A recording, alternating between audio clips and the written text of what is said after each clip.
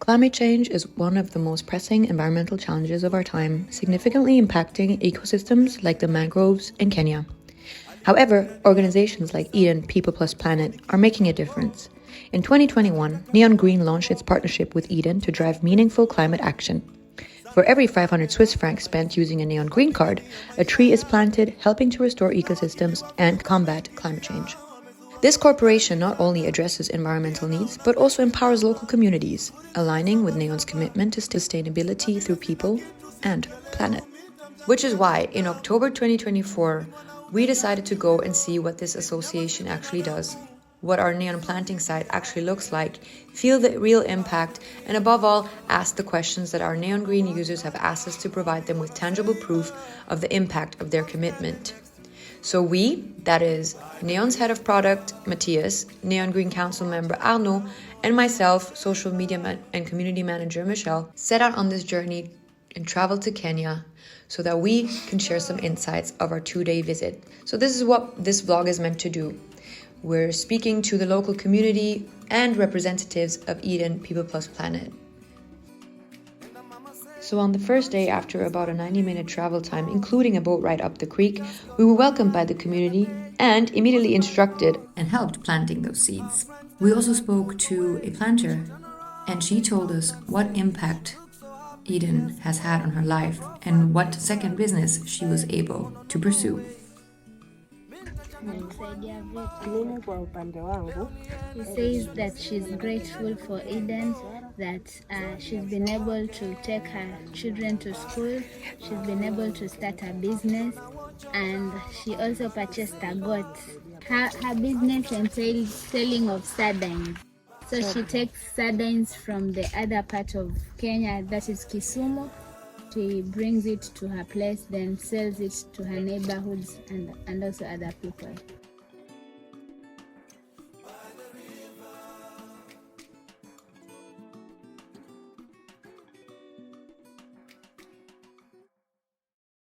With Eden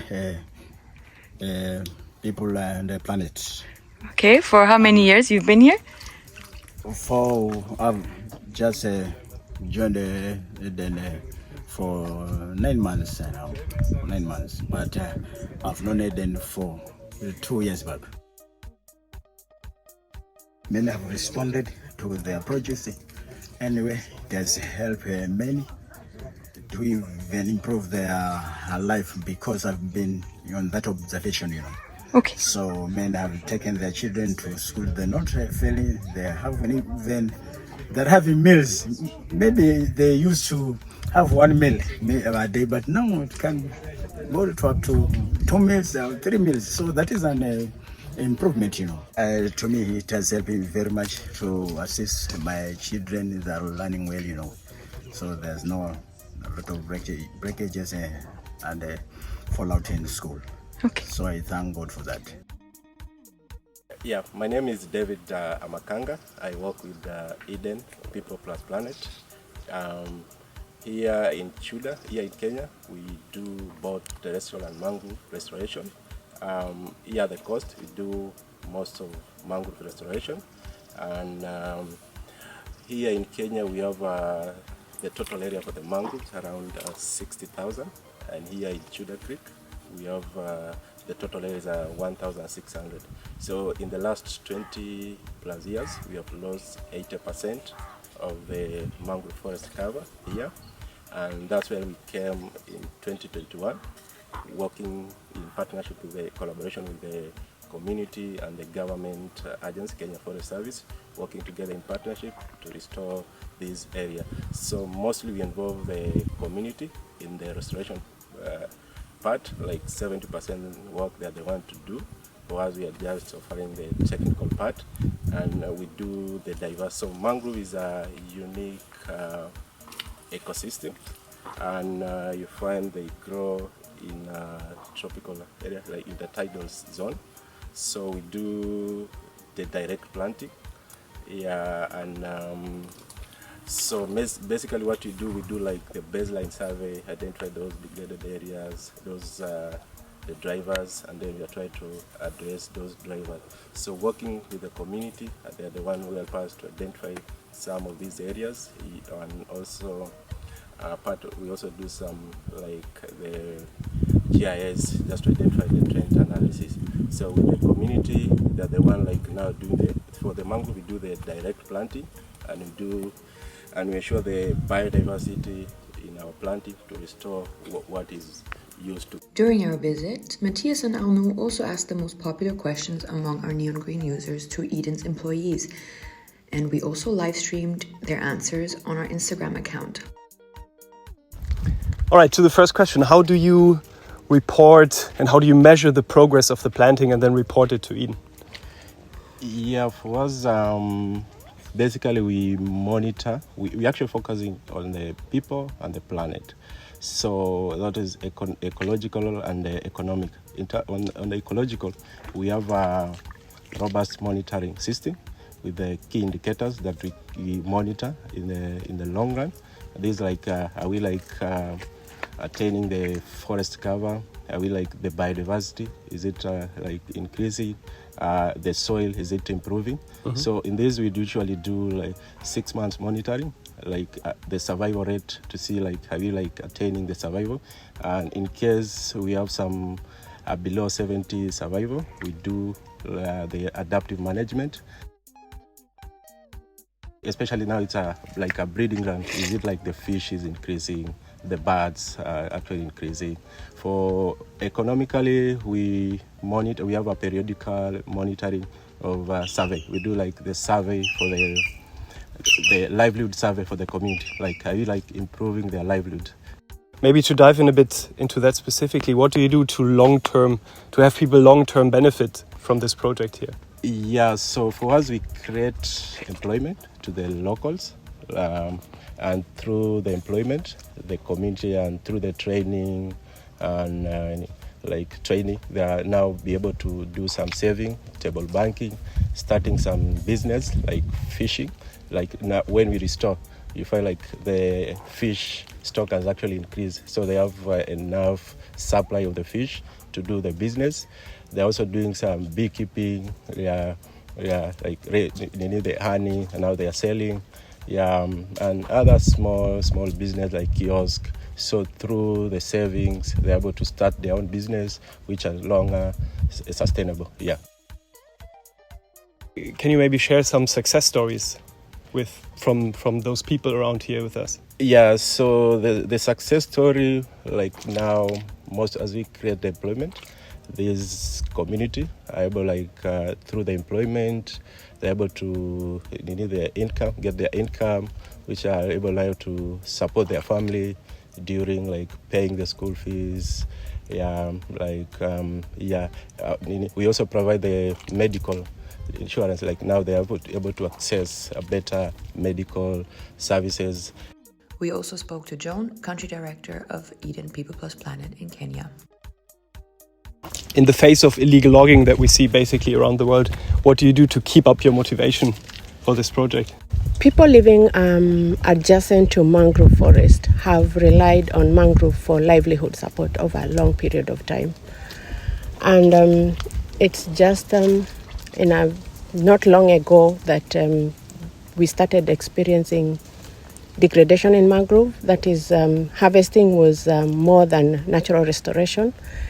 And by recognizing that this community has no any other main source of livelihood except sustainably harvesting mangrove to support their livelihood, then as Eden, we are motivated to come in, partner with the community and carry out restoration.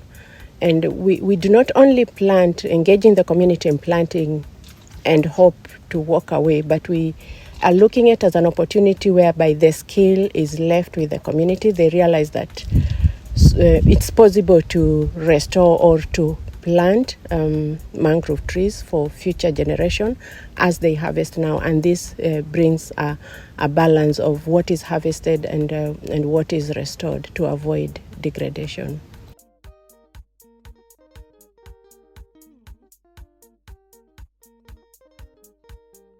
We strive as much as possible to ensure that in our reporting standard everything is shared, not only with the Eden team from different offices, but also with other stakeholders, especially our sponsors. Occasionally, information might slip through the cracks here and there, but we also have, we get to an opportunity where if there is need for us, a special request, and I will highlight an example. Let's say Neon Green has supported restoration of a certain site, and that year we happen to get an outbreak, fire outbreak. Then that means we'll do a special report because of that unique event that has taken place, and we are able to share the information, what was destroyed, what needs to be restored, and just keeping it transparent and open.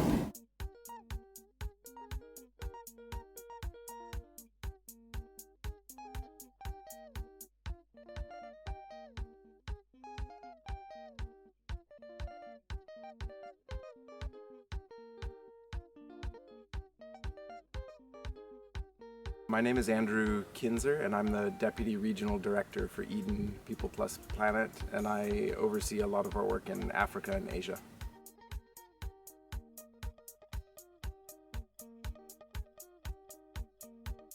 That's a great question. Over the last couple of years, Eden has started a formal transition from kind of traditional restoration-only focused work, and we're now shifting more towards a forest landscape restoration approach. And so for us, what that means is that it allows us to plan for much longer in terms of project and program design and planning. Instead of looking at maybe a 5 to 10 year time frame, we're looking at 15 to 20 year time frames. And really what that lets us do is that lets us have a lot more intentionality in the planning and design process when you're looking out across not only a longer period of time, but also a much larger geographical area. So we all know that forests don't exist in a vacuum, right? Forests are places that people and communities engage with and value and interact with and use for a variety of different things. And forests also fall in landscapes that have many different uses within them, whether that's agriculture or economic production or places that are more high density urban areas where people live. All of these are landscapes where forests are located in and be found in. So if we're only approaching reforestation from a lens of working in degraded forest areas as a subset of that larger landscape, we miss the bulk of the rest of the picture.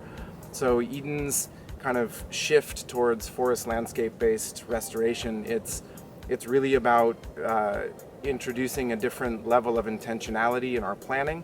It's expanding the size of the work that we're able to do geographically, but it also expands the scope of the work that we're able to do when it comes to being much more intentional about economic development, when it comes to be much more intentional on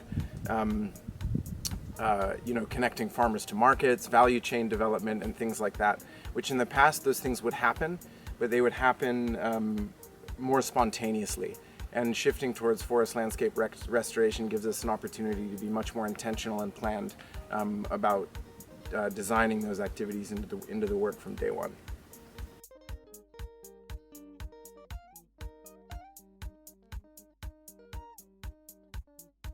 I think one of the largest risks to Eden's work is a rapidly changing climate and the impacts that that's having globally around the world. But it also certainly does impact our restoration sites. And some of the things that we have seen increasing over the last few years are things like landslides, things like wildfires, things like increased flooding, or unexpected longer periods of drought. We're seeing a unpredictability in our traditional rainy seasons around most of our countries, and with that level of unpredictability, it makes it much harder to plan for restoration activities. The good news is that nature-based solutions like restoration, like sustainable agriculture, climate-smart agriculture, and things like that, we believe does build a tremendous amount of resilience into the communities where we work, and then also a focus on restoring landscape function and ecosystem function, how ecosystems are working and how forests are are serving communities and how communities can also serve and protect forests. We believe that in the long run, that will build some good resilience to help communities and forests better adapt to a changing climate.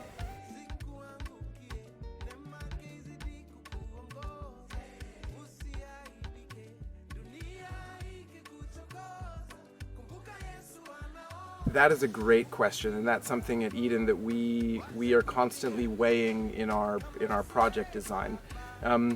Restoration is very complex, and so the broader suite of tools that you can use to help ensure success and positive impact, the better.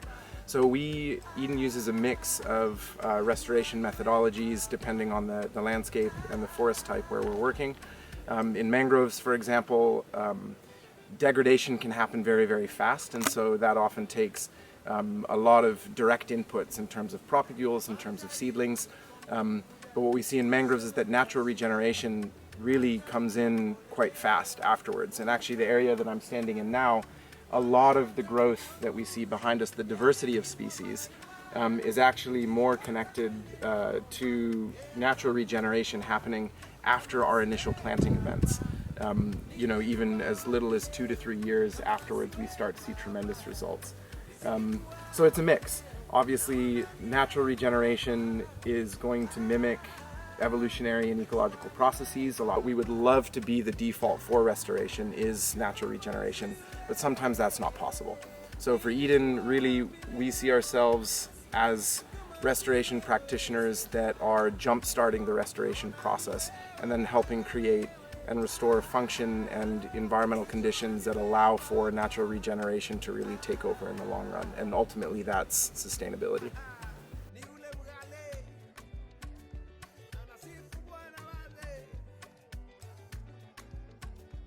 So our forest landscape restoration approach is allowing us to track a very broad suite of indicators across environmental, socioeconomic, and governance indicators. All of those, and the indicators that we use, we have a standard set that we use across all of the landscapes that fall within those 3 categories. And then each landscape is unique in terms of the communities, the needs, the forest types. And so we also have additional tailored indicators depending on what landscape we're working in. And those are things like, you know, forest cover change, things like diversification of livelihoods, increases in you know, tracking household income and access to education, health, community participation in governance institutions and meetings or the creation of new institutions. Those are just a few examples of the indicators that we track in our landscape projects.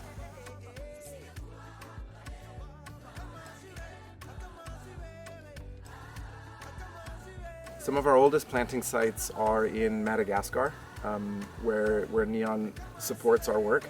And what we've seen is, especially in mangrove areas, the need for active intervention and restoration has a shelf life, and that's a good thing, right? It means that natural processes are taking over and that ultimately our work is having an impact and being successful.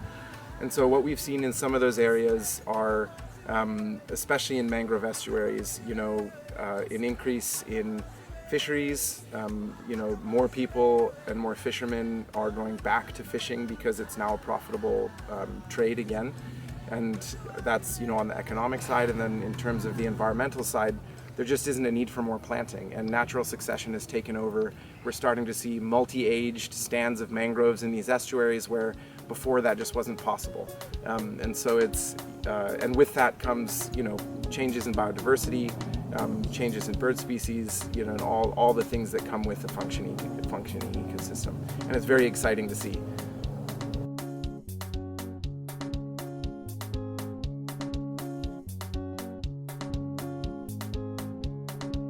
Je suis utilisateur de Neon Green depuis le début, au lancement. J'ai eu la chance de participer au conseil Neon Green qui a justement permis de décider des grandes directions de Neon Green qu'allait prendre cette plantation d'arbres, le côté aussi communication. J'ai été intégré dès le départ à ces thématiques. J'ai trouvé le temps de visite était très court. C'était vraiment très intéressant, c'était très chargé. On a vu vraiment toutes les plantations qui ont été faites. On est remonté toute la crique en bateau jusqu'au lieu de plantation qui est un petit peu plus éloigné de la ville de Mombasa, à peu près au nord. C'est vrai que pour comprendre la dimension complète de tout ce qui est fait sur place, aussi tout ce qui est permis au niveau éducation et tout, ça aurait été vraiment intéressant de prolonger le séjour afin vraiment de pouvoir tout voir. C'est vrai que ce qu'on a pu voir, c'était vraiment très intéressant, c'était très complet et puis on voit vraiment l'effet que Neon Green permet aux populations locales. Je recommande vraiment Neon Green à tous les utilisateurs qui ont cette conscience d'un côté écologique, mais aussi de l'effet sociétal et social sur ces personnes. C'est vrai que dans l'application, on ne voit que les arbres qui sont plantés, mais derrière tous les arbres plantés, c'est vraiment chaque planteur a vraiment une histoire derrière, ça a une famille derrière, et puis ça permet vraiment de créer une éducation autour de l'environnement qui est bien plus large que simplement des arbres plantés. Reforestation is about more than just planting trees. It's about restoring ecosystems, empowering communities, and creating a sustainable future.